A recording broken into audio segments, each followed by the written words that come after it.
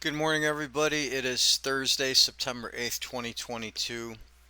If you watched the video from yesterday, you notice I put the peak time for the trend change to make this top was going to be about 8:30, quarter to 9 this morning. That blue line spike is from about 8:10 to 9:19. Now I'm going to flip over to the Vedic chart and show you how to incorporate that into this trend stuff with the Astro Excel. Okay, now here's the Astro Excel chart. If you look at yesterday's action, the green window caught the low. Low came in right there at the end of the little white block on the A1 panel at 8:32. The high came in at the end of this white window. So timing windows, again, are key.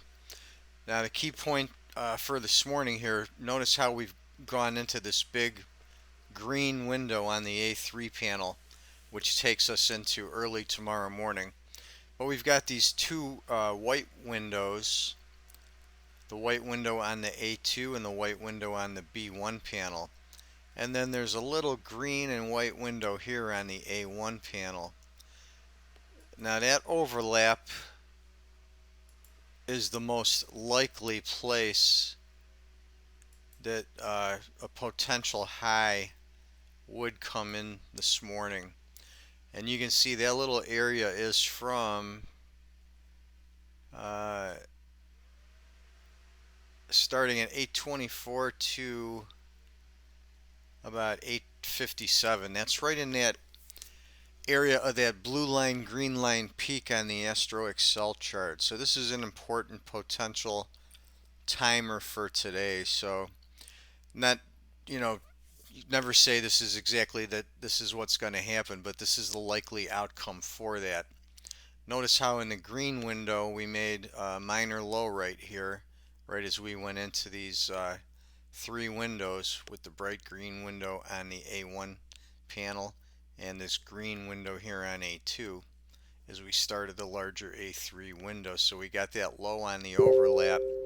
Now we've been a little quiet. We should potentially move up and make a new high before this starts to think about rolling over. So I've put some near-term price projection lines on this chart. These lines have been updated. I just updated them this morning. So these are our initial downside targets along with our initial upside targets here, and then some bigger downside targets over here down below.